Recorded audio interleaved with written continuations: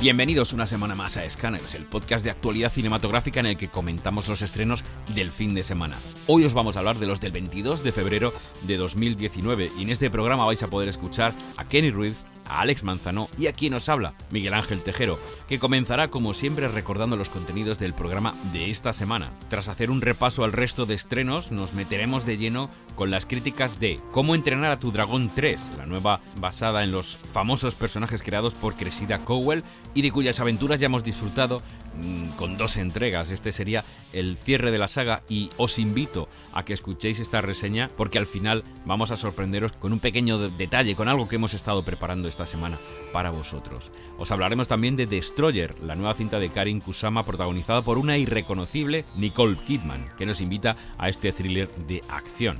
El libro de imágenes. Desde Suiza nos llega este documental de Jean-Luc Godard que se hizo con la Palma de Oro especial en Cannes en 2018. Y concluiremos el repaso de la cartelera con Podrás perdonarme algún día, la película de Marielle Heller basada en las memorias de Lee Israel, con Melissa McCarthy precisamente dando vida a esta escritora. Ya sabéis que tanto McCarthy como Richard E. Grant están nominados respectivamente como mejor actriz principal y mejor actor secundario y nos presentan este drama biográfico que nos devuelve a los años 90. Pero el programa no va a terminar aquí. Vamos a hablaros de 3 títulos que queremos reseñar en formato doméstico. Se trata de 3 Blu-rays que han llegado a nuestras manos. Por un lado, Burning, la cinta coreana de Lee Chang-dong, que adapta la obra de Haruki Murakami. Cold War, la aclamada cinta de Pavel Pawlikowski, que como sabéis también está nominada este año como película de habla no inglesa. Y un título que ha aparecido de la nada en nuestra redacción, Huida a medianoche, el clásico del 88 dirigido por Martin Brest, protagonizada por Robert De Niro y Charles Grodin, que vamos a poder comentar para vosotros gracias a los amigos de Real One, la empresa que edita y distribuye estos clásicos en Blu-ray y DVD de los años 70, 80 y 90, y por supuesto gracias a los amigos de Zona Cine Fancine, la publicación que ha hecho posible, gracias a este sorteo que hemos ganado, que podamos tener la película en nuestras manos. Concluiremos con algunos de vuestros comentarios y analizando la taquilla del fin de semana pasado, pero como digo, no dejéis de escuchar el programa completo porque tenemos una sorpresa. Os vamos a proponer algo que yo creo que os va a gustar mucho a todos. Así que, ya sin más, comenzamos. El repaso al resto de estrenos, ya sabéis, todos esos títulos que no nos ha dado tiempo a ver y a los que no hemos tenido acceso, comienzan con Una cuestión de género, una película dirigida por Mimi Leder que cuenta con Felicity Jones en el papel de Ruth Bader Ginsburg, la segunda mujer de la historia que sirvió en el Tribunal Supremo. Ginsburg fue nombrada por el Alto Tribunal en el 93 por el presidente Bill Clinton y junto a su marido, el abogado Martin Ginsburg, cambió el curso de la historia con un singular caso sobre discriminación de género que abrió el camino para la igualdad en los tribunales. Holmes y Watson, una comedia de Ethan Coen, nada que ver con los hermanos Coen que no tienen H en el apellido, protagonizada por Will Ferrell y John C. Reilly. La sinopsis es tan sucinta que simplemente una línea, una visión humorística de los personajes Sherlock Holmes y Dr. Watson de Arthur Conan Doyle. Si el señor Doyle levantara la cabeza. Yo os decía en el programa especial de lo que más esperábamos de la primera mitad del año, que tenía ganas de ver esta cinta, sobre todo basándome en el tráiler. Por lo visto es horrorosa, por lo que he podido leer y lo que me ha llegado es nefasta. Es una película que se le propuso a Netflix y Netflix dijo que no. Así que si os atrevéis a ver Holmes y Watson, por favor no dejéis de dejarnos un comentario al respecto. No te supe perder, la cinta española escrita y dirigida por Manuel Benito de Valle, donde encontramos a Yeman Casado o Marisol Membrillo, entre otros. Este thriller nos habla de la vida perfecta de Lucía. Su marido la adora, sin embargo el cuento toma un giro inesperado cuando una noche este golpea a Lucía. El amor que la mujer le profesa es tal que por el bien de sus hijos decide no acudir a la policía. Tengo que decir que esta sinopsis está muy mal redactada, la he tenido que grabar un par de veces y sigue sin tener mucho sentido. Todos entendemos lo que han querido decir, pero insisto, pongan ustedes un poquito de cuidado, me vais a perdonar. Obediencia llega desde Estados Unidos, escrita y dirigida por Jamie Jones, con Marcus Rutherford y Sophie Kennedy en el reparto. esta historia ambientada en las calles de Hackney, en el East End de Londres, uno de los puntos calientes de los disturbios que sacudieron la capital inglesa en 2011. Leon, un chico de 19 años, vive con su madre alcohólica en Chelsea. Su hogar está tan roto que el propio Leon se entrega a los servicios sociales y pasa su tiempo libre boxeando en el gimnasio, a veces también cometiendo pequeños delitos, y su vida cambia cuando se enamora del espíritu libre que es Twiggy. Esta sinopsis ya os la leí la semana pasada y esto solo quiere decir que la película se ha retrasado, así que ahí tenéis una nueva oportunidad. Desde Colombia nos llega Pájaros de Verano. Está basada en una historia real que explica el origen del narcotráfico en Colombia. La película se sitúa en los años 70, cuando la juventud norteamericana abrazaba la cultura hippie y con ella la marihuana. Bueno, y antes de meternos con las críticas de esta semana, me gustaría recordaros que nosotros no cobramos por hacer el programa, pero sí queremos llegar a cuanta más gente mejor. Y para ello necesitamos vuestros me gustas, así que darle todos al me gusta y sobre todo compartir los contenidos de Scanners. Estamos en Facebook /podcast.scanners y en Twitter @pscanners. Tenemos que agradeceros la rapidez con la que habéis reaccionado con respecto al programa de la semana pasada. Os pedíamos 200 likes para liberar el especial de spoilers de Alita y ha sido visto y no visto. Ayer martes ya estábamos liberando el programa de spoilers y sin embargo me sorprende que a día de hoy todavía les sigáis dando al me gusta en el programa original, el programa de la semana. Eso quiere decir que había mucha gente interesada en escuchar el comentario que nos hicieron Kenny, Alex y Dani, pero que la gente de toda la vida, los que le dais al me gusta, aunque sea un poquito más tarde, no vais a dejar de hacerlo, aunque se haya alcanzado esa cifra. Y eso es un gesto muy chulo y os lo agradecemos. También un pequeño dato, y es que hemos dejado de publicar en Podbean porque no estábamos obteniendo los resultados que esperábamos, y sin embargo no hemos dejado de publicar en Spotify, de publicar en YouTube y por supuesto las plataformas clásicas. Estamos en iVoox, en iTunes y todo esto. Si nos echáis en falta en algún lugar, no dejéis de decirlo por si tenemos que buscar la manera de rellenar algún hueco, pero yo creo que de momento estamos casi en todas partes. Así que vamos a meternos ahora ya de lleno con las críticas de esta semana.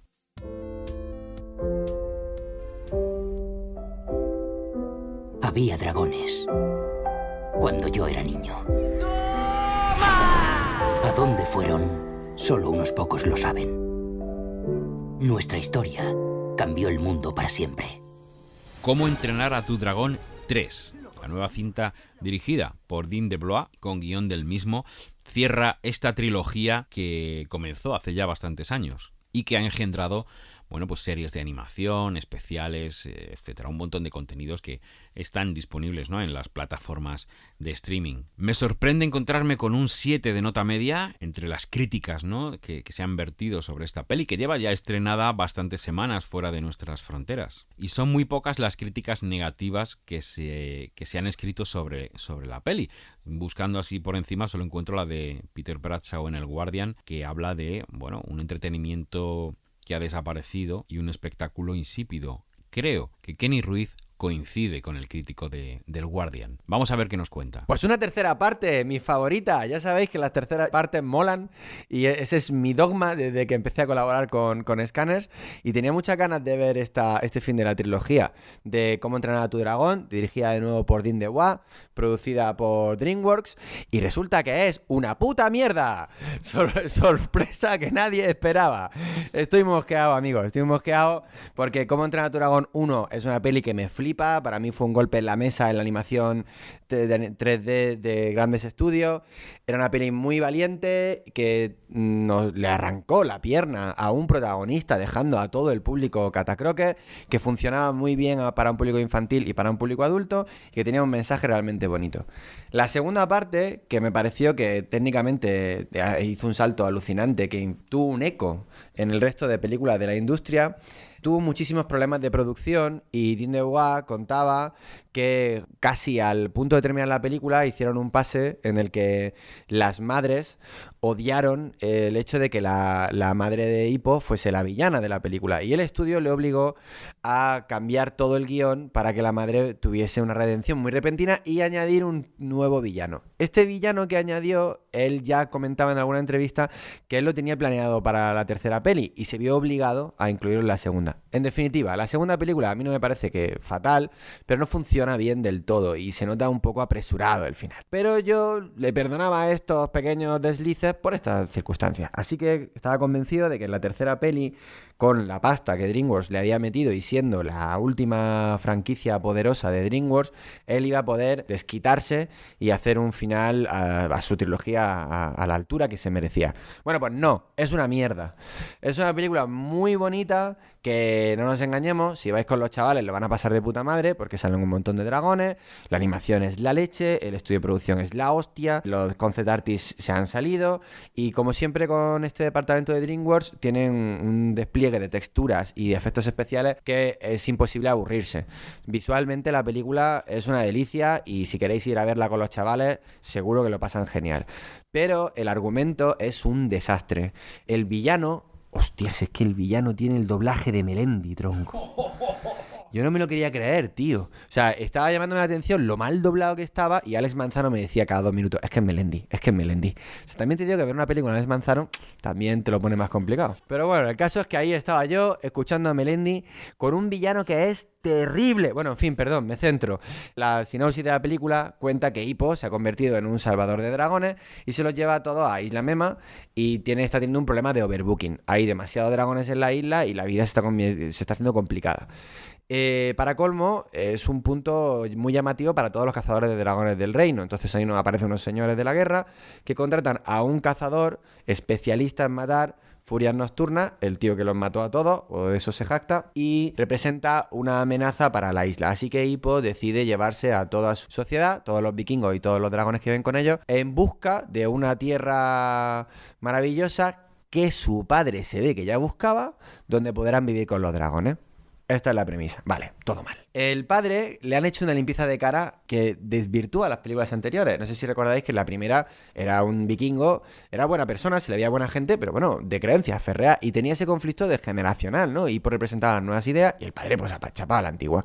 Bueno, pues hay unos flashbacks en los que el padre habla con un pequeño Hippo como si fuera no sé, el creador de Greenpeace. O sea, el tío estaba buscando esa tierra perdida de los dragones no para ir allí a matarlos a todos, que era lo que decía en la primera parte, sino para que los humanos y los dragones vivieran en paz. ¿Pero qué mierda es esta? O sea, retrocontinuidad esto, está cambiando el universo, no, todo mal.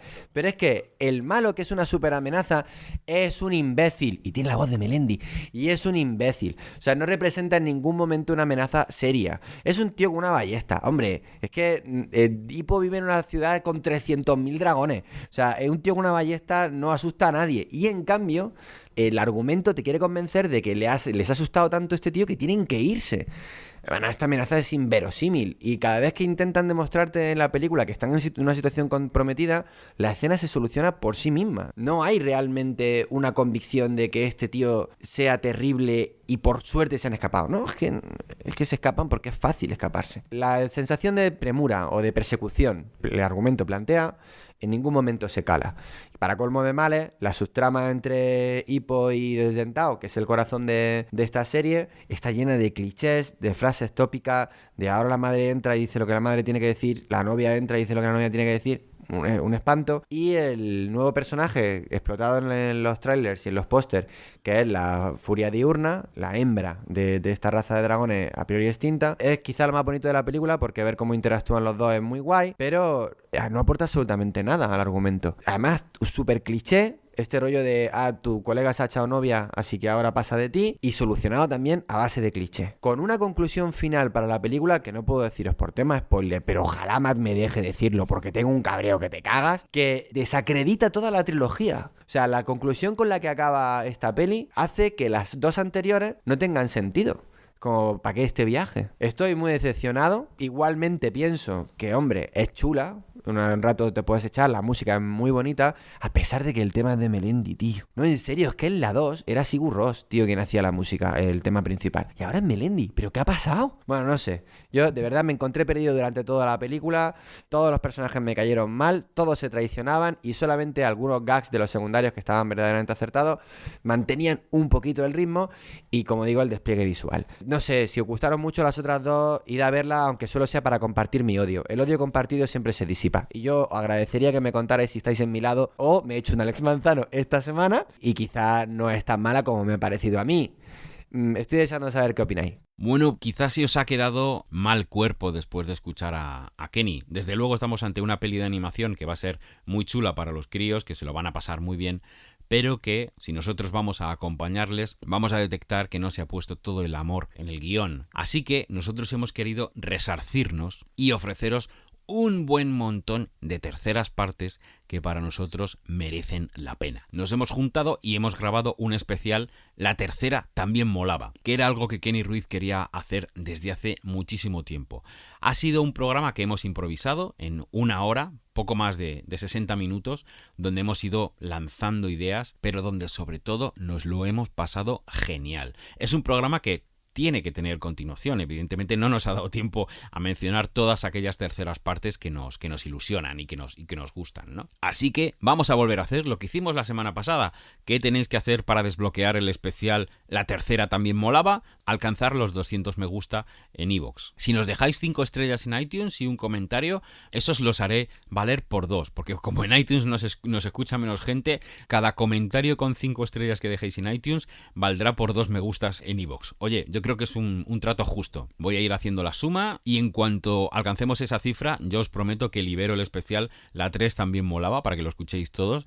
Yo creo que os va a gustar, yo creo que os va a divertir mucho. No creo tampoco que os descubra nada que no conozcáis, evidentemente, pero sobre todo quizá os haga ver algún título que ha pasado por alto con otros ojos. Así que ya sabéis, 200 me gusta, tanto vamos a contar los de iVoox como los de iTunes, que valdrán doble, así que ya sabéis lo que tenéis que hacer.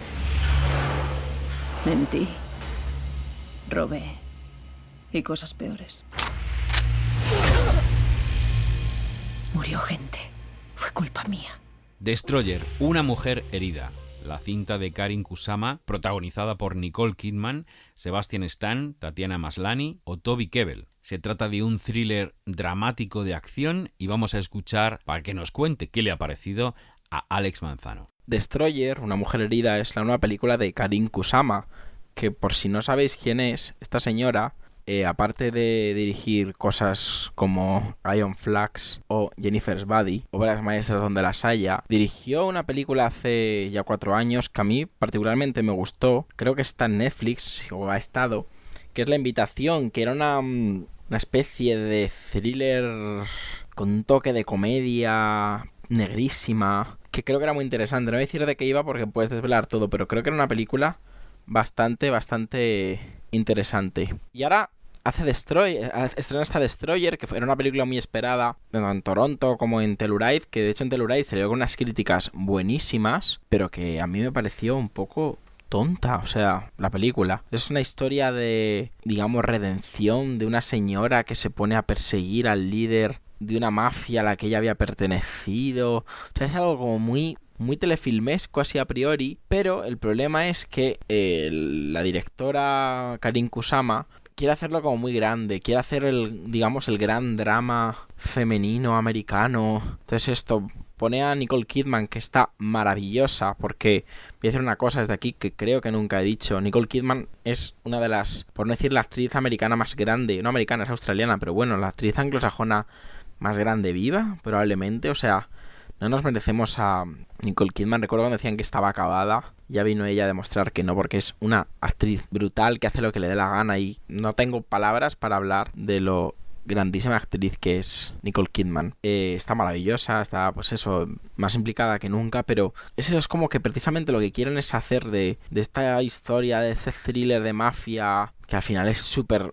telefilmesco, algo súper grande. Quieren, digamos, sobredimensionar todo lo que está contando, quiere que le afecte todo de una forma. O sea, quiere llevárselo a un drama femenino que verdaderamente creo que no existe desde el punto de vista femenino, que es un drama humano, pero al final todo es una excusa para hacer un thriller súper obvio y que no llega a ninguna parte y que es súper olvidable. O sea, es una película que a mí personalmente, mira la distribución en España, la fecha en la que se puso y tal, opta porque por ella, la interpretación de ella es muy oscarizable por la caracterización, que ella está en un rol totalmente distinto, una señora como muy desgastada y tal, y ella es un pibón. Y es que dices, es que esta película, si no hubiera sido de Nicole Kidman, si no lo hubiera protagonizado Nicole Kidman, hubiera caído directamente en DVD y nadie hubiera hecho un ruido, ¿sabes? Es que no merece la pena decir más cosas de ella. Es una película muy, muy, muy, muy fallida, en la que ves cierta intención buena por parte de la directora, porque creo que tiene talento para la puesta en escena, pero el guión es tan malo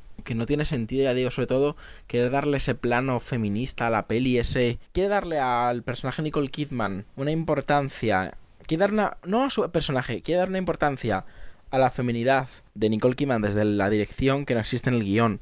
Entonces es algo tan... Es un cacao mental el que tiene la pobre Karin Kusama, que hace que su película sea insostenible totalmente.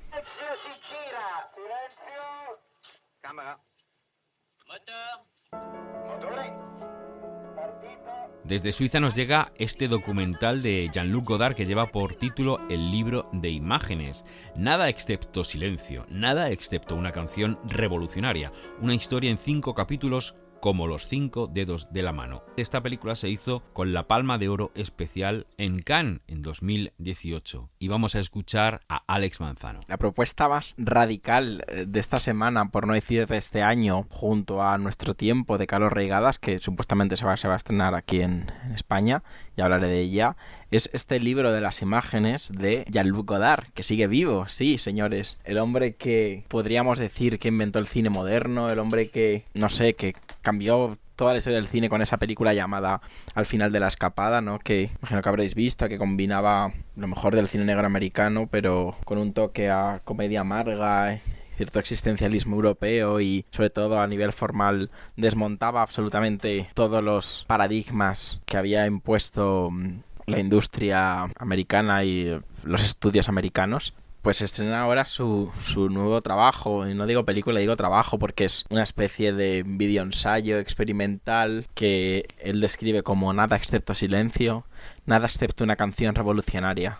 Una historia en 5 capítulos, como los 5 dedos de una mano. Precisamente eso, ¿no? A lo largo de 5 capítulos, con apenas 1 minuto rodado por él, el resto son trozos de noticiarios, películas, pero digo películas que te puedes encontrar desde cine clásico, cine de los Lumière, hasta un trozo de una película de Michael Bay, de aquella de los soldados, lo utiliza Godard en la película.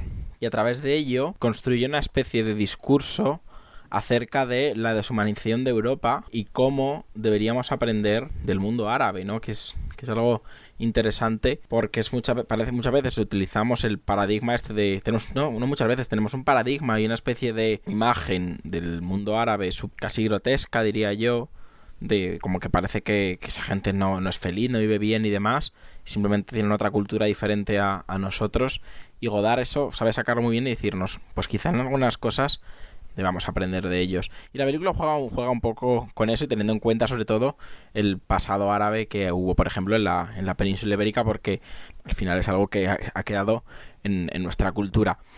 A mí me resultó muy interesante. Es una película que puede ser muy cansina, porque casi todo el rato está la pantalla en negro y se combinan con estas imágenes que parecen GIFs, y la película entera la narra Godard, ¿vale? ¿Qué pasa? Que Godard, uno de los experimentos que hace con el propio cine, porque siempre Godard experimenta en sus películas, es que boicotea la experiencia cinematográfica a las personas que no saben francés. Entonces, imagino que por petición suya, porque solo se han subtitulado ciertas frases. Entonces tú estás viendo la película y de repente empieza una frase, pero no se subtitula, y de repente se subtitulan una subordinada de ahí dentro. De repente no te subtitulan nada. Juega la película todo el rato con eso, y luego muchas veces juega también a llenarte la pantalla de palabras que tampoco se subtitulan. Entonces, digamos que tú como espectador, yo no sé francés, no tengo la experiencia completa, y es un juego súper interesante porque notas que el discurso está muy a medias, pero muy muy a medias. Y a mí ese troleíto, porque al final es un troleíto de Godard y es Godard riéndose de sus espectadores, me hace gracia. Y sobre todo creo que es muy legítimo. ¿Y por qué digo esto? Cuando esta película se dio en Cannes, hubo cierto sector de la prensa más rancia que se enfadó mucho. Y yo te digo una cosa, entiendo que esta película te pueda parecer una tomadura de pelo. O sea, de verdad que lo entiendo, me parece normal. Y luego Godard, que era una super performance en torno a ella, porque como él no se presentó en el Festival de Cannes, no fue allí a presentar la película, la rueda de prensa, en vez de hacerla por una videoconferencia normal, no, había una persona sosteniendo un teléfono móvil, él estaba al otro lado y esta persona lo enseñaba a los periodistas, acercaban y hacían la pregunta. Podéis ver las imágenes porque es grotesco. Entonces se creó toda una super performance en torno a esta película y salió, pues eso, la prensa rancia. Entonces, que esto lo programan porque es de Godard. Sí. Y vuelvo a mi discurso que hice cuando la película de Wismichu. Que esto lo haga Godard es muy legítimo. Porque Godard es una persona que ya puede hacer lo que le da la gana. Quiero decir, Godard es el autor de Al final de la escapada, de Pierrot el loco y de un puñado incontable de obras imprescindibles, y ahora mismo se le programa solo por ser Godard, y solo por ser Godard tiene derecho a estar en una sección oficial de Cannes. Y esto no lo digo, ya digo que esto no lo digo yo, esto es una forma del funcionamiento del arte actual, y el arte actual no es solo a la hora de programar una exposición, es también a la hora de programar un festival. Entonces yo entiendo que la experiencia puede ser absurda si no entras, porque es un discurso muy difuso, ya digo que está a medias porque si no entiendes francés no entiendes absolutamente nada prácticamente, o sea, entiendes un poco la idea general, pero es que es un tipo que de repente te puede estar hablando del arte, porque también habla mucho de eso, habla mucho del lenguaje, que eso también ya lo hacía en su anterior película, en Adiós al lenguaje, que hablaba entre otras cosas de la descomposición de la metáfora y qué había después de la metáfora. Aquí ya, habiendo superado aquello, como ya no hay metáfora, ya todo es burdo, ya todo son ideas sueltas que tú puedes asociar, y es muy interesante que en la cultura de los 240 caracteres aparezca una película tan como esta, que al final juega lo mismo, pero eso en cuestión de segundos de una película que tiene un significado de por sí. Y es lo que más interesante me parece.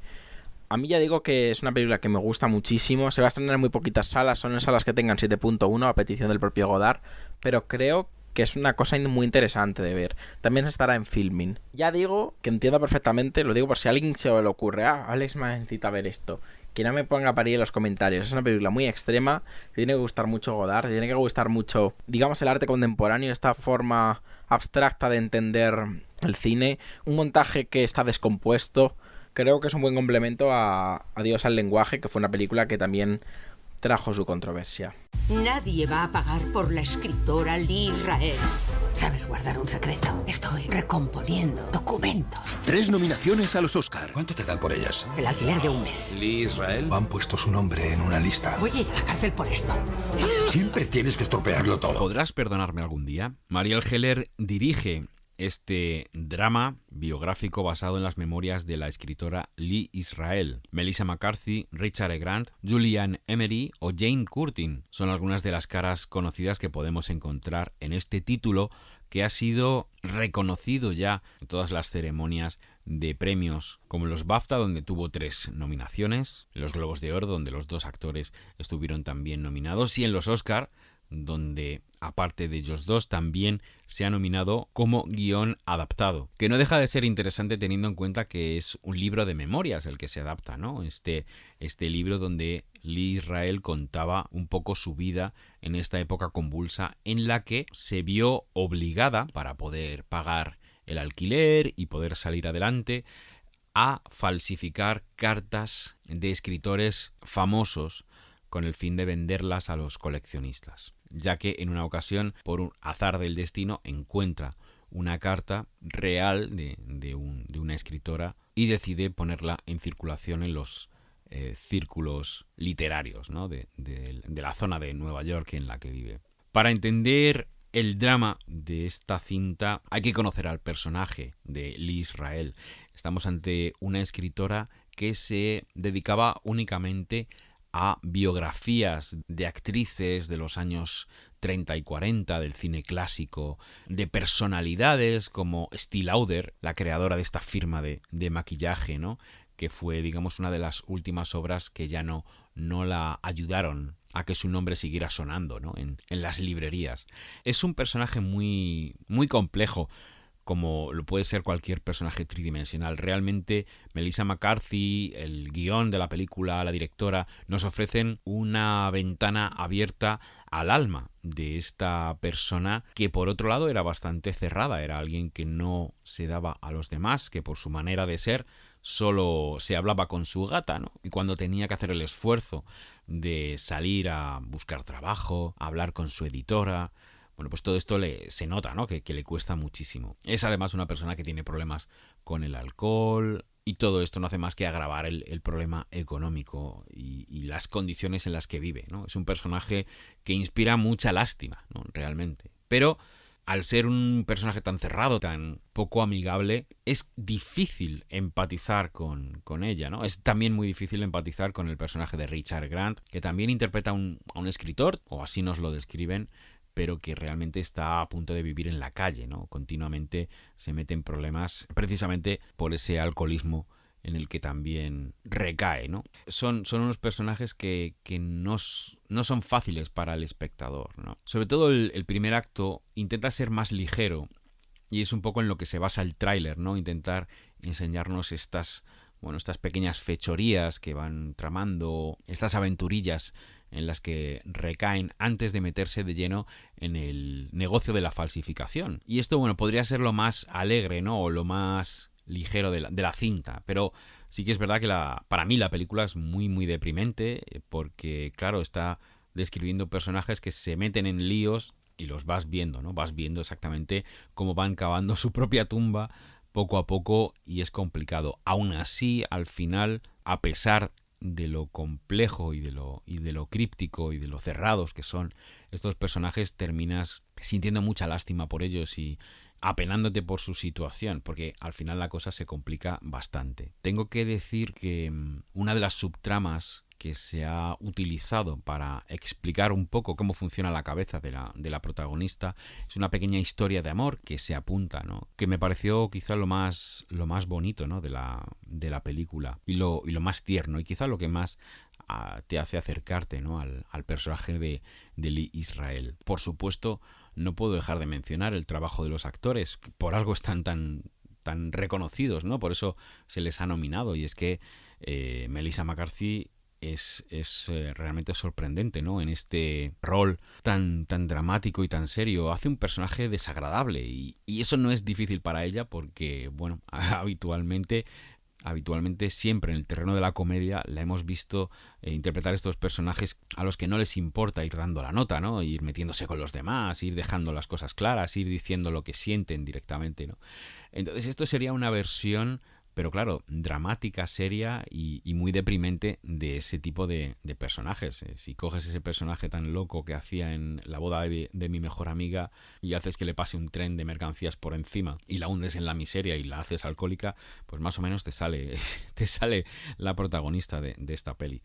Y creo que lo hace muy bien. Creo que es muy difícil mostrar todo eso sin recurrir a los recursos a los que ella está acostumbrada como actriz, ¿no? Esto de ir pegando gritos y saltos y liándola por cualquier lado, ¿no? Es un personaje muy, muy callado, a la que le cuesta hablar y le cuesta conectar con la gente, ¿no? Y esto está muy bien reflejado en pantalla. Y Richard E. Grant sí que hace un personaje, digamos, más estereotípico, ¿no? Más rimbombante, pero no deja de ser un contraste interesante, un compañero de aventuras para la protagonista que es el contrapunto necesario, ¿no? Para poder hacer que la trama avance, ¿no? Me ha sorprendido mucho Julianne Emery porque también lo que hace es muy difícil, ¿no? Es esta persona que tiene una librería y con la que conecta un poquito, ¿no? La protagonista. Y luego encontrarme con Jane Curtin, a la que hemos visto en comedia de toda la vida, la sitcom Katie Alley, Los Caraconos,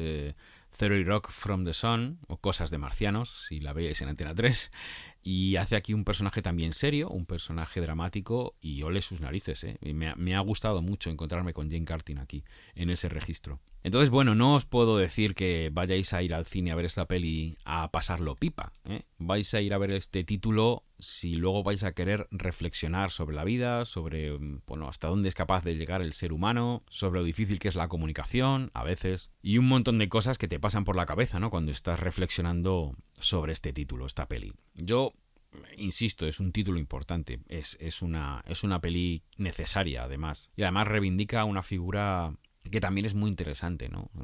Esta gente obsesionada por el pasado, por la nostalgia, ¿no? Que le encanta rebuscar en las biografías de personas que han significado mucho en el pasado, pero que el tiempo las ha sepultado y las ha hecho desaparecer para muchos de nosotros, ¿no? Entonces es muy interesante también ver cómo se sustenta esta personalidad, esta persona que está obsesionada por traer de nuevo a la luz a estas estas grandes estrellas de Hollywood, ¿no?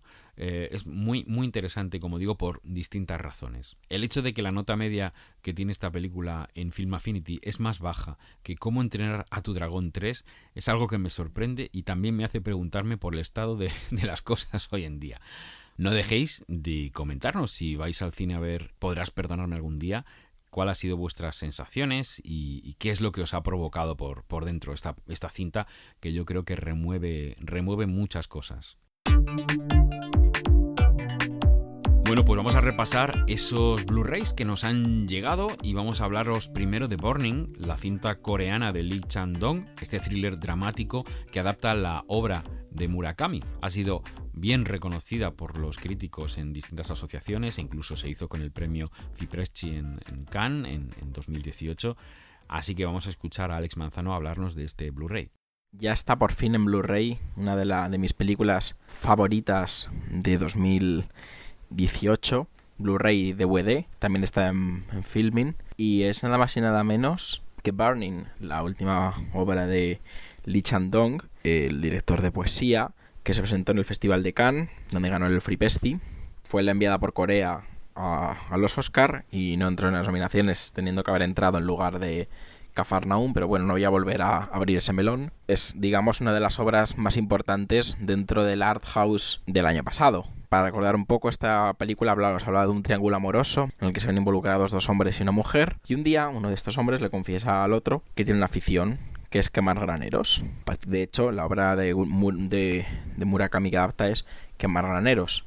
Y a partir de ese momento, pues desaparece esta mujer y el otro chico se obsesiona por saber dónde está. Burning es una película, además, que creo que es muy propensa a tenerse en casa a tener en casa, porque es una película que en el primer visionado se queda totalmente a medias, porque es una película que tiene muchísimas capas, que tiene muchísimas subtramas, que parece que no están, quiero decir, o sea, porque la película, digamos, que entra en este trío, esta especie de trío amoroso, no es un trío como tal, es un triángulo amoroso, pero como que poco a poco te deja pistas que te hacen dudar de la verdadera realidad, o sea, de lo que es verdadero y lo que no, de lo que ves que se está viviendo. Y creo que es el gran acierto de Lee Chang-dong, que juega con una ambigüedad narrativa todo el rato a meternos en la mente de sus personajes. Entonces a mí me inquieta, porque yo recuerdo cuando yo la vi en Toronto, cuando la vi allí por primera vez,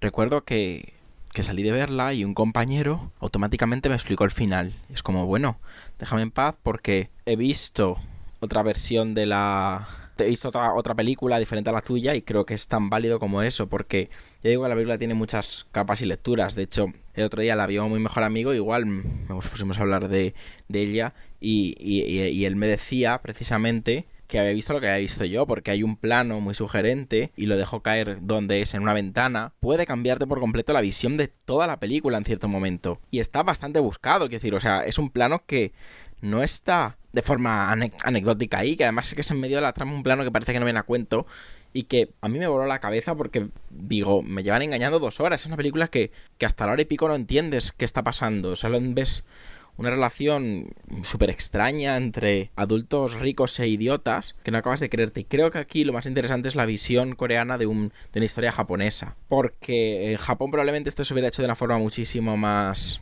introspectiva.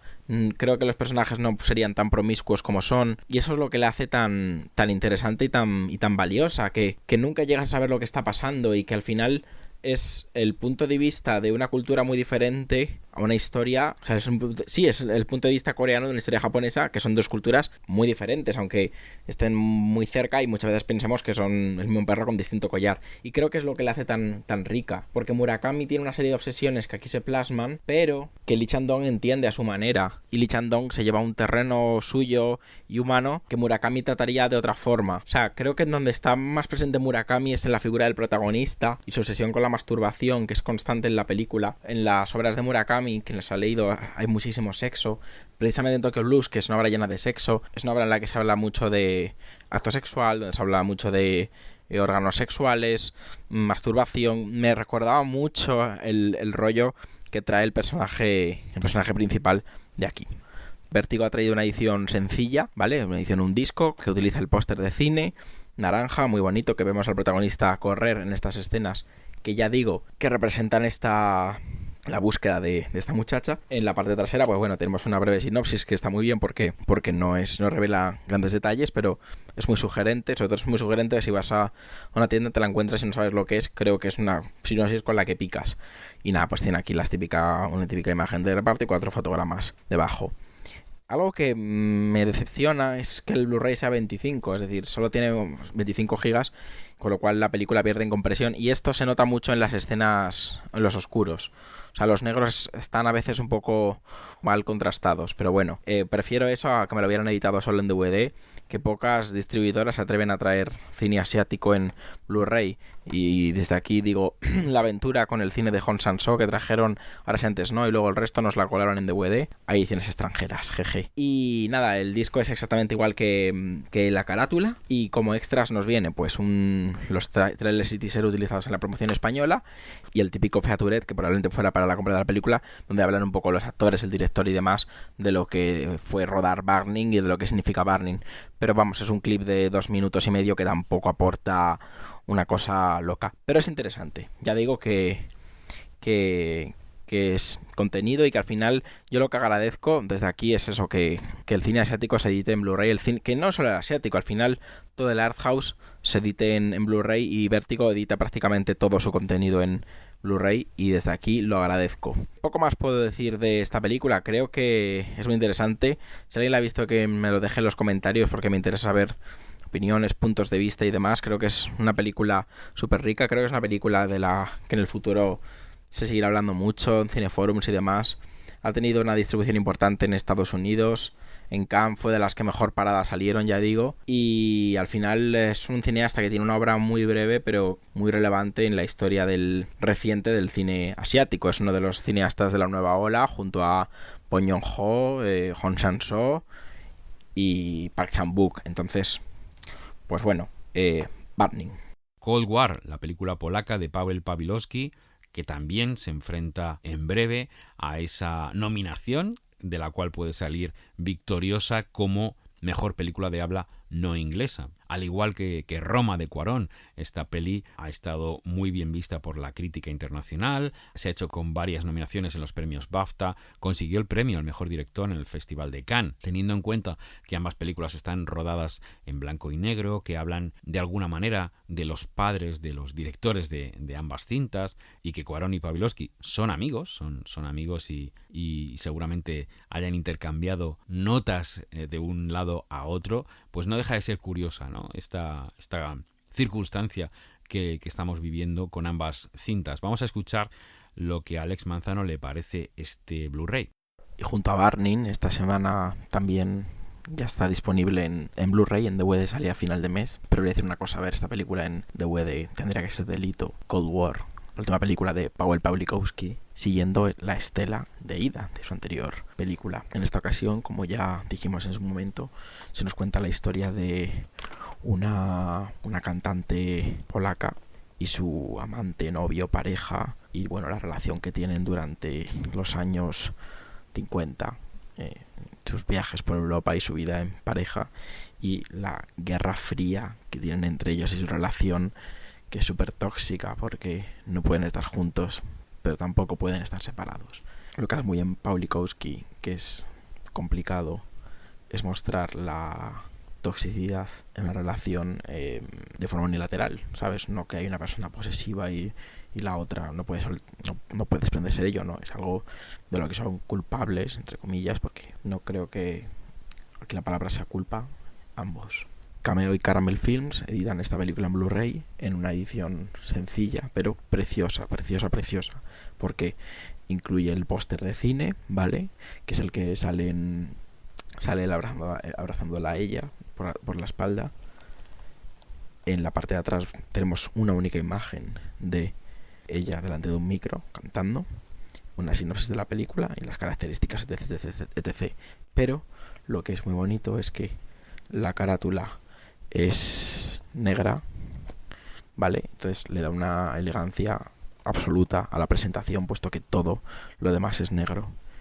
Y digo que es precioso, precioso. A mí me encanta porque además cuando la tienes aquí en la estantería, como todo es negro, parece que todo es la carátula, o sea, no parece que hay una carátula. Es muy, muy, muy, muy, muy bonita esta presentación. Y luego el disco también es precioso porque tiene otra foto diferente de ellos dos mirándose con las cabezas pegadas, medio besándose, y también en blanco y negro. O sea, está todo muy bien diseñado y queda todo muy bien con la carátula negra, que da gusto ver estas presentaciones, y sobre todo queda muy bien al lado de Ida, que como era muy blanca, la carátula era transparente, y sobre todo mola mucho tener Ida firmada por Powell Pawlikowski como yo.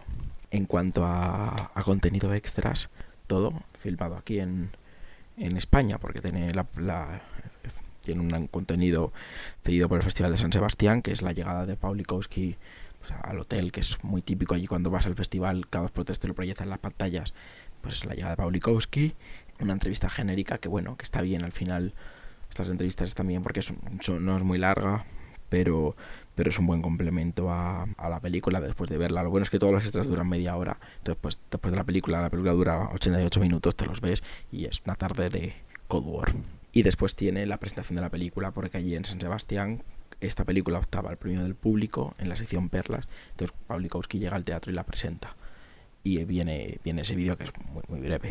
Y luego tiene un extra que se llama La Gran Triunfadora de los Premios de Cine Europeo, que son básicamente los agradecimientos de todas las categorías en las que ganó en su momento. Digo, fue en España, esto fue en Sevilla, por eso digo que todo el contenido está grabado aquí, y bueno, el menú viene dividido por premiados, vaya. Y luego viene, que esto me parece un poco cuestionable, pero al final lo puedo entender, una entrevista en la Script, una entrevista hecha por las compañeras Pepa Blanes y María Guerra en el programa de la Script, que bueno, es algo también muy breve, es un clip de 3 minutitos que también se puede encontrar por internet. Que bueno, yo creo que esto con el tiempo tendrá más valor quizás. Me ha gustado mucho volver a ver Cold War y sobre todo volver a verla con Ida.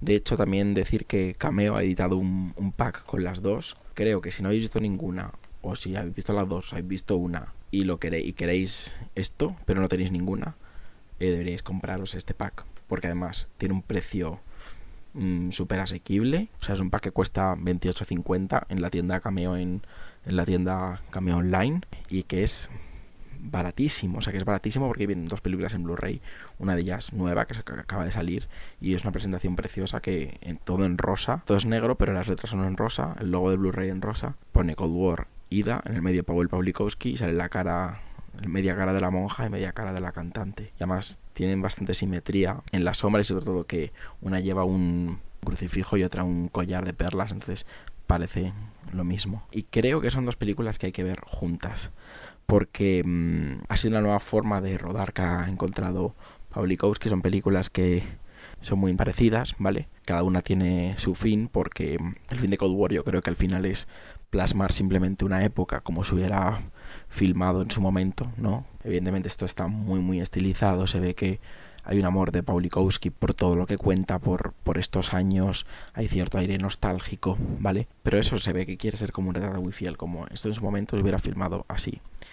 Y hay una crítica que se le ha hecho mucho a Pawlikowski, que es que a veces confunde la película con que está haciendo una película y se está pintando un cuadro. A mí me parece bien, porque creo que esta época lo merece, y creo que está idealizando tanto eso, el amor, las emociones de ellos. Es una película tan pasional, tan extrema en muchos aspectos, que me parece lo más adecuado. Al contrario que Ida, y aquí me voy a meter un poco en camisas de 11 varas, aprovecho que está el pack para comentar un poco también esto. Ida, lo interesante de Ida es que todo esto tenía un fin muy espiritual. Y en Cold War el sonido es muy importante, mucha música, muchas voces, mucho ambiente. En Ida no, todo era silencio, todo era una Polonia devastada por la Segunda Guerra Mundial, ¿no? Era una Polonia hundida en la miseria y en la que no quedaba nada, y Ida, el personaje principal, camina por la nieve silenciosa, casi sin hacer ruido, casi sin dejar huella, podríamos decir, ¿no? Y esto me lleva a asociarlo a una película muy reciente, que es El Reverendo, que también está ya disponible en DVD y Blu-ray. Está por Universal, porque el propio Paul Schrader ha dicho que se inspiró a la hora de filmar El Reverendo y a la hora de encuadrar y utilizar el 4 tercios en Ida. Y de hecho, si a alguien le interesa mucho este tema, le recomiendo que se lea el libro de Paul Schrader, que ha reeditado ahora. Es un libro de los 70, que ahora ha reeditado y ha añadido un prólogo muy largo, justificando que hay muchas ideas que han cambiado. Y ahí habla de Ida, habla de la influencia de Ida en su cine y en la forma de encuadrar, y cómo Ida, el blanco y negro de Ida, desprende un espiritismo. La película desprende lo que él llama cine trascendental, porque tiene ese aura espiritual que no está en Cold War, y por eso creo que son películas muy muy diferentes a la vez que parecidas visualmente, y por eso creo que Ida y Cold War deben verse juntas. Y nada, ya digo que las dos están disponibles en Cameo y en 2 ediciones Blu-ray bastante interesantes. Ya digo que Cold War es una edición muy española. He estado consultando estas, por ejemplo, la edición inglesa, y son más internacionales. Aquí imagino que no habrán podido conseguir esos extras por precios, licencias o lo que sea, pero está muy bien que, sabiendo que es una película tan relevante, que ha hecho tanto dinero, teniendo en cuenta la producción que es, hayan querido meter un poco más su material de aquí. Lo que más interesante me parece, ya digo, es lo del Festival de San Sebastián. Eso me gusta mucho, mucho, mucho, porque yo la vi allí y me trae recuerdos y demás, pero creo que al final es un lugar muy relevante en la cultura cinematográfica de España y que es guay conservarlo. Huida a medianoche es una cinta de 1988 dirigida por Martin Brest y que curiosamente cuenta con música de Danny Elfman. Estamos hablando de que en los finales de los 80 Danny Elfman había hecho la banda sonora de Batman en el 87, así que es muy curioso encontrarle ya poniendo música a películas que no son de género, que son, bueno, pues en este caso una comedia de acción, además protagonizada por Robert De Niro y por Charles Grodin. Hay que decir que Martin Brest venía de dirigir Superdetective en Hollywood 4 años antes, con la que había tenido un grandísimo éxito. Sorprende el tiempo que se toma entre las dos películas y sobre todo que no cambie de género, pelis de acción y con bastantes puntos en común. Luego sí que es verdad que la carrera del director dio un giro en el 92 con Esencia de Mujer, la película de Al Pacino y Chris O'Donnell, que realmente fue todo un bombazo. Conoces a Joe Black. Fue un título que no sé si se supo entender o que no terminó de cuajar del todo, pero la carrera de este hombre ya se precipitó al vacío cuando en el 2003 nos dio Gigli, aquella película de Jennifer López y Ben Affleck que supuso un descalabro a muchos niveles. Una lástima, porque este hombre es bastante bueno narrando, por lo menos a mí me lo parece. La película de la que os estamos hablando ahora, Huida a medianoche, nos habla de un ex policía de Chicago que se dedica a capturar forajidos y que recibe una oferta de $100.000 a cambio de encontrar a un contable que se ha fugado con el dinero de la mafia. A primera vista parece un trabajo sencillo, pero resulta que hay otro cazador de recompensas que busca al mismo individuo. Estamos ante una buddy movie muy interesante, porque no es la típica de dos polis, como pudiera ser Arma Letal, ¿no? Que se ven obligados a trabajar a pesar de sus diferencias y al final, bueno, pues se encuentran, ¿no? Se entienden un poco. Si tuviera que encontrar un título para explicaros el tono de Huida a medianoche, tendría que irme a una comedia de John Hughes que está también bastante alejada, ¿no? Mejor solo que mal acompañado, donde dos personas que no tienen nada que ver se ven obligadas a convivir y a compartir espacios y tiempo para poder volver a casa, ¿no? Por el día de Acción de Gracias. Aquello era una comedia sin cortapisas. Esto es una peli de acción, pero que incluye muchos elementos de comedia. Y efectivamente está mucho más cerca de Superdetective en Hollywood, ¿no? Que era el título que ya os he mencionado. Es una cinta que lo tiene todo, tiene persecuciones a pie, con vehículos, y sobre todo lo interesante es cómo ambas personalidades, ¿no? Van chocando durante toda la cinta, no se pueden soportar y sin embargo al final terminan acercando posturas, ¿no? Y entendiéndose y viendo exactamente por qué están donde están, ¿no? Eso es lo bonito, cómo se va descubriendo, ¿no? En el guión, a medida que pasa el tiempo, cómo se va descubriendo todo el pastel, ¿no? Y viendo cómo empatizan el uno con el otro. Esto es muy interesante, ¿no? Porque la trama avanza a base de, como digo, persecuciones, disparos, situaciones tensas, y todo esto es lo que va haciendo aflorar esas dos personalidades y viendo cómo se van acercando al final, ¿no? Yo creo que es una cinta que si no habéis visto, porque no es un título muy reconocido, no es el típico título que aparece en todas las listas del cine de los 80, no es el clásico, y sin embargo es un título que yo disfruté en Videoclub en su momento, a pesar de que sí que tuvo su estreno en España, y fue una auténtica sorpresa, ¿no? La típica peli que a lo mejor coges porque ves a Robert De Niro, ¿no? En la caja, no sabes quién demonios es Charles Grodin, y sin embargo pues luego te lo pasas muy bien, ¿no? Es muy recomendable. ¿Cómo es que estamos hablando de este título sin que haya una major detrás como las que habitualmente nos ayudan a alimentar, ¿no? esta sección? Pues es que realmente yo tenía muchas ganas de poder tener en mis manos un Blu-ray editado por Real One, que sabéis que es una empresa que edita y distribuye Blu-rays y DVDs de cintas de culto, ¿no? De los 70, los 80 y los 90. Estamos en una época en la que afloran las empresas pirata que sacan ediciones muy chungas sin tener los derechos de las películas. Hay que tener mucho cuidado con esto, y sin embargo de repente surge Real One, no solo ofreciéndonos títulos de manera legal, ¿no? y por precios asequibles, sino que además miman y cuidan la calidad del producto como lo haría un auténtico fan, no como lo haría una major. Entonces, lo que distingue Real One del resto es que, por ejemplo, si la película ha tenido más de un cartel en sus ediciones en vídeo o en cine, ellos rescatan el material original y en las mejores condiciones te lo dan pues en una funda de cartón con un póster muy bonito y luego una portada distinta dentro de la funda de cartón, que es algo que a mí siempre me ha molestado, que nos intentaran vender fundas de cartón como algo especial para luego darnos debajo exactamente el mismo diseño. Y luego en este caso, donde realmente no hay mucho material adicional, la película viene acompañada por un making of de la época de unos 7 minutos y pico y del tráiler original, pero encontramos un librito dentro del Blu-ray editado con muchísimo gusto, con un texto que nos da un poco información sobre la producción de la peli, la recepción, e incluso reproduce recortes de periódico de la época en la que se estrenó la película en España y con los fotocromos que se podían ver en los cines, ¿no? en aquella época.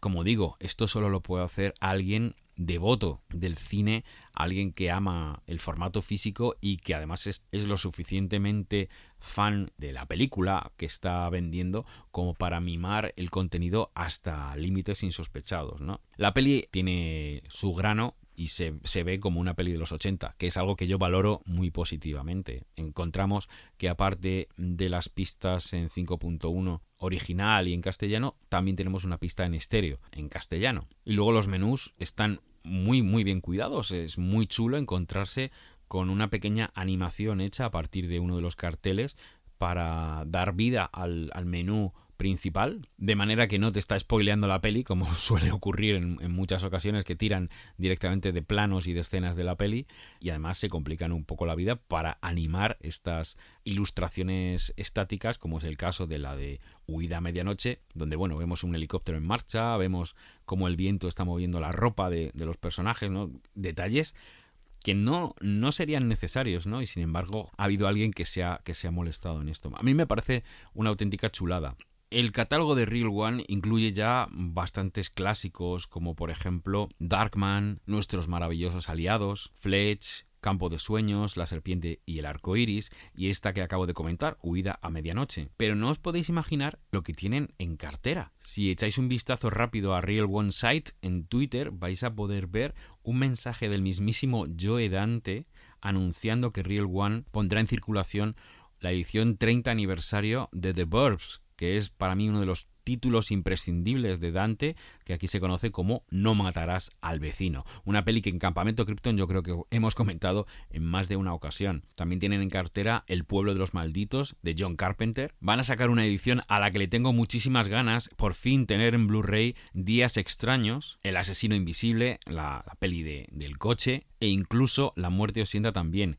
Madre mía, qué año nos espera con Real One. Yo no podría estar más agradecido por el trabajo que hace esta gente. Así que tenéis que hacer el esfuerzo y tenéis que valorar que haya gente que se arriesga poniendo estos productos y mimándolos hasta límites insospechados, ¿eh? Así que daros una vuelta por vuestras tiendas o buscar en Amazon las ediciones de Real One porque realmente merecen la pena. Y gracias a otros amigos, los de Zona Cine Fancine, que son los que nos han hecho llegar este Blu-ray porque hemos ganado un sorteo. O sea, nosotros también nos mojamos y hacemos todo lo posible para comentar con vosotros estos productos, y en este caso ha sido ganando un sorteo de Zona Cine Fancine, que podéis encontrar en un buen montón de tiendas. Es una revista en papel, en formato físico, con un buen montón de secciones, habitualmente siempre movidos por la nostalgia, títulos clásicos, títulos ochenteros, mucho Chuck Norris, mucho cine de acción, mucho cine de género sobre todo. Así que podéis encontrarlos en su página web zonacine.info. Y desde aquí les volvemos a dar las gracias tanto a Zona Cine como a los amigos de Real One por habernos dado la oportunidad de comentar este magnífico Blu-ray de Huida a Medianoche. Y antes de meternos con los comentarios, ya sabéis que tenemos esa sección que no siempre está activa porque no nos escribís ni nos contáis nada, a la que llamamos la comunidad de Scanners, y donde comentamos y os damos la palabra, os damos voz a todos aquellos que queráis compartir con la audiencia de Scanners algún proyecto que vayáis a poner en marcha y que necesite ser conocido. En este caso nos escribe Tomás Berlain, que es un clásico de los comentarios en Scanners. Nos escribe a contacto@scanners.org.es para hacernos saber este proyecto de podcast que yo creo, de verdad, que merece la pena que le demos todos una oportunidad. El podcast se llama Lo tengo todo documentado y dice que tras más de un año trabajando en ello, por fin ha podido sacar a la luz este proyecto que ha venido rondando su cabeza desde hacía mucho. Ellos lo llaman de broma el podcast más cobarde de la historia. ¿Por qué? Porque haciendo honor a su nombre, ellos simplemente con su labor de investigación van a tratar ciertos temas con el mayor rigor posible. Los tenéis por supuesto en todas las plataformas posibles: iVoox, iTunes, Spotify, Google Podcast. Los podéis buscar en Twitter como Todo Documentado. Creo personalmente que le debemos dar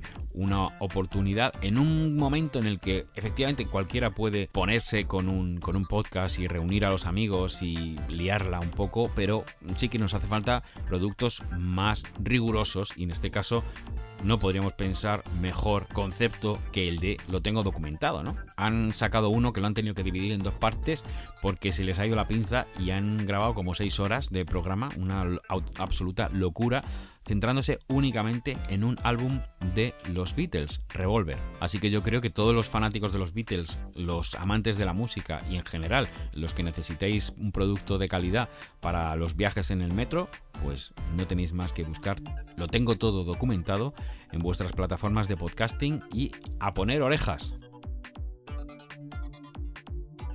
Bueno, el programa de la semana pasada eran muchos los comentarios que animaban al resto de la audiencia a darle al like, ya que queríamos liberar ese especial de spoilers que, bueno, no ha tardado mucho en hacerlo. José Manuel Fernández decía: qué crack es Alex Manzano, de los pocos críticos que tienen en cuenta la moral de la historia para valorar una película. Dice que sus haters que os den por saco, desde el cariño y la corrección, por supuesto. Al respecto, Aitor nos decía: el niño protagonista de Cafarnaún dice que ahora vive en Estados Unidos y ya no sigue mendigando en Libia. Bueno es saberlo. José Joaquín decía que las críticas positivas le dan ganas de ver las pelis, pero disfruta más con las críticas negativas porque vaya manera de repartir cera. Víctor Ripoll nos decía: buscar patrocinador, vuestro trabajo lo merece, tenéis voces geniales, soy fan de todas y todos vosotros. Ahí va mi like. Bueno, Víctor, oye, si sabes de alguien que nos quiera patrocinar, si alguien tiene algún contacto que se quiera anunciar en Scanners, nosotros, vamos, tenemos la puerta abierta. Ya sabéis, contacto@scanners.org.es.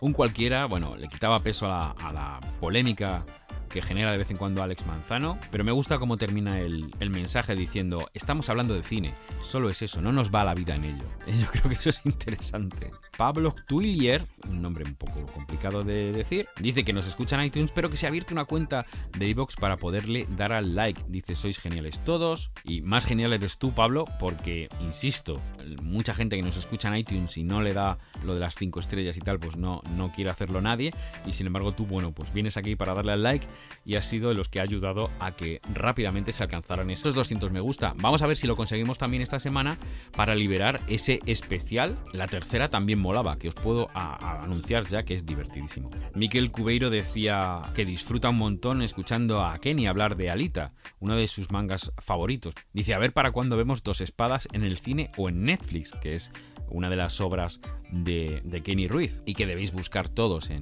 Amazon o en las tiendas de cómics.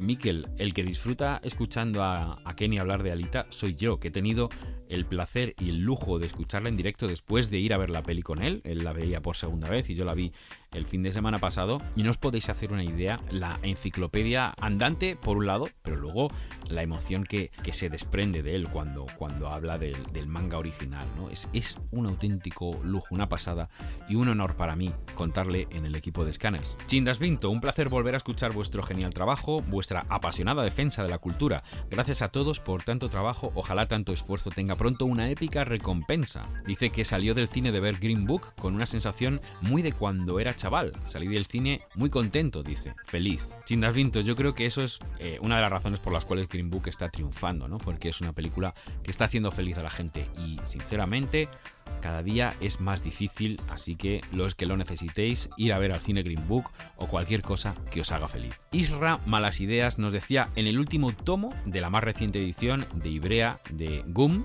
o Alita en España, aparece el final que menciona Kenny y que según Kenny, estaba prohibidísimo de publicar. Y parece que esta corrección que nos hace Isra ha sido suficiente para hacer que Kenny grabe un pequeño disclaimer. Vamos a escucharle. Bueno, pues me han puesto en mi sitio. El otro día me vine yo aquí muy arriba y todo el listillo de no es como controlo de Alita. Y ha tenido que llegar un oyente que se llama Isra Malas Ideas a decirme, ¿de qué vas? Flipao. Y bueno, acontece que es que yo estuve diciendo aquí que el final original que hizo Yukito Kishiro para el manga de Alita era imposible de publicar. Y Isra me llama la atención en los comentarios del programa anterior para decirme que, copón, en la misma edición que yo estaba recomendando de Ibrea ya venía ese final incluido. Entonces, entre mi estupefacción y asombro, fui a pillar la edición y efectivamente tienes razón, Isra. Es que me había comprado el tomo, pero bueno, me lo he comprado automáticamente y todavía no he llegado a releérmelo, no he tenido la oportunidad, pero me rayé un huevo porque es que esto significa dos cosas. Primera, que la pasta que invertí en una caja fuerte en Suiza para guardar mi primera edición de Alita pensando que sería única no vale para nada. Y que la palabra de un autor dura tanto como dura su contrato con la editorial. Lo cual todo me parece decepcionante. Bueno, me he puesto a investigar porque me sabía mal haberla cagado tanto. Acontece que el Kishiro tuvo un problema con Shueisha, que es la editorial que le publicaba Alita originalmente. Que me ha parecido la hostia porque se pelearon porque el editor le cambió un diálogo. Y Kishiro dijo que o rectificaba, pedía perdón y se volvía a lanzar la tirada otra vez, o se iba de la editorial. El editor no lo hizo, no rectificó y efectivamente se fue de la editorial. Cosa que hace que lo admire más todavía. El caso es que se fue a Kodansha y Kodansha que es la competencia directa de Shueisha. Es la editorial que acabó publicando Last Order. Y se ve que cuando el Kodansha decidió reeditar todo el material de Battle Angel Alita, impuso la condición de que se incluyese este primer final, que es algo que yo no sabía, es muy reciente. Y esta edición que ha sacado Ibrea es traducción directa de esta última versión de Kodansha. Pues lo podéis comprobar en el tomo, hay un interludio entre la parte canónica y la no canónica, que es un texto del editor aclarando esto de que este final no se ha tenido en cuenta si vas a seguir leyendo la serie y tal. Pero vamos, que en efecto, nuestro oyente tenía razón. Entonces, digamos que ahora se puede comprar todo el material en la edición que está sacando Ibrea y tenerlo absolutamente todo. Con lo cual, oye, la verdad es que es de puta madre porque es una manera de tener todo el contenido en el mismo formato, pero la verdad es que le quita un poco de misticismo, ¿no? a todo esto. En fin, que disculpadme por mi metedura de pata y que muchísimas gracias a los oyentes por estar ahí atentos cuando la cagamos para darnos la oportunidad de corregir. Rubén Ramos lo ha pasado muy mal en el cine viendo Feliz Día de tu Muerte 2, y no porque la peli sea mala, que le ha parecido que era buena, pero por unos adolescentes con la educación de la horda de Gengis Khan que montaron tal jaleo en la sala que tuvieron que parar la proyección y les han dado la oportunidad de verla en otro momento. Rubén Ramos, como te digo en el mensaje de respuesta, ¿qué hay más cercano a el bucle temporal que supone Feliz Día de tu Muerte 2 si te dan entradas para ver la película de nuevo? Esperemos que la puedas disfrutar. Y ya en el programa de spoilers de Alita, que ya sabéis que está disponible para cuando veáis la peli, le deis una oportunidad porque yo creo que es una discusión muy chula. Truji nos decía que le encantó la película y no conoce nada de este universo. Dice, a su hija adolescente todavía le gustó más. O sea que nada de eso de que no es para adolescentes. Les encantaría. Otra cosa es que no sea un éxito por desconocimiento. A lo que Kenny le respondía, gracias, Truji necesitaba ese comentario. Y es que es muy, muy interesante conocer la opinión de de gente que por edad a lo mejor Alita ni le va ni le viene, ¿no? Pero en este caso la hija adolescente de Trujillo ha disfrutado viendo ese personaje sintético pero con mucho corazón que es Alita, Ángel de Batalla. Emo Friki decía que no sabía que era una adaptación del manga y nos da muchas gracias por el programa. Y Fer López Casado, amigo del programa y también genial dibujante, dice: genial crítica como siempre. Solo un apunte: escuchándoos tengo la sensación de que Alex no conoce la diferencia entre un robot y un cyborg. Normalmente es una tontería, pero en esta película es importante, porque Alita, a pesar de no tener cuerpo, es una humana, no ha sido fabricada. Por lo demás, todo bien. Y nos envía un abrazo que te devolvemos, Fer. Muchas gracias por el comentario. Así que ya sabéis, la semana pasada tuvisteis programa doble, ración de spoilers de Alita, y esta semana tenéis que darle al me gusta todos a una para que liberemos el especial La Tercera También Molaba. A Kenny Ruiz le podéis escuchar en La Hora Random, un podcast que habitualmente habla de cine de género, pero que a lo mejor hablan de anécdotas personales en viajes a lo largo y ancho de este mundo. Hablan efectivamente La Hora Random de lo que les da la gana. Muy grande, los hermanos Vegas y Kenny Ruiz, a que también tenéis que buscar en las tiendas de cómics y haceros con sus obras. Concretamente, Kenny va a dar una charla en la SDIP y de hecho va a haber una exposición también sobre una de sus últimas obras que está editada ya en Francia, va por el tercer volumen me parece, pero que aquí Dolmen, si no me equivoco, va a editar en castellano el primer número de Telémaco, que yo tengo unas ganas horrorosas de poder tenerlo en las manos y poder disfrutarlo. Así que yo os diría que todos aquellos que queráis conocer a Kenny Ruiz y queráis saber un poquito más de Telémaco, os podéis pasar el día 6 de marzo, miércoles, a las 6 de la tarde en la SDIP, que está en Madrid, en la calle Ríos Rosas 122. La entrada será libre, evidentemente, hasta llenarse el aforo, ¿vale? Allí, como digo, Kenny va a hablar de Telémaco, va a presentar la obra y además va a haber una exposición, nada menos. Me consta que está pendiente una firma que posiblemente tendrá lugar ese fin de semana. Hay una firma, pero está pendiente de concretarse, así que los que tengáis interés en adquirir la obra de Kenny Ruiz y que él os la firme personalmente, estad atentos a las redes de Scanners, tanto en Twitter @pscanners como en Facebook /podcast.scanners, donde os vamos a informar puntualmente de dónde vais a poder encontrar a Kenny para saltarle y pedirle una firma, ¿vale? Pero acordaros, el día 6 de marzo, miércoles, a partir de las 6 de la tarde, en la SDIP, calle Ríos Rosas 122, aquí en Madrid, Kenny Ruiz hablando de Telémaco. A Alex Manzano le podréis encontrar junto a Dani Lobato, que en esta ocasión no ha comentado nada con nosotros, pero ha estado en espíritu y gracias a él el programa no habría sido posible. Bueno, pues ambos están en La Noche Americana, escribiendo de cine, lógicamente. Yo soy Miguel Ángel Tejero y me podéis escuchar en Campamento Krypton y también en Efecto Doppler, el programa de Radio 3, dirigido por Laura Barrachina, donde hablamos de lo que más nos gusta. Es de lunes a jueves a partir de las 9 de la noche y a nosotros los kryptonianos nos encontraréis los jueves. Toda la música que habéis escuchado en este programa está compuesta y producida por el grupo Alta Vista. Nos escaneamos la semana que viene. ¡Adiós! Y darle al me gusta. La 3 también molaba.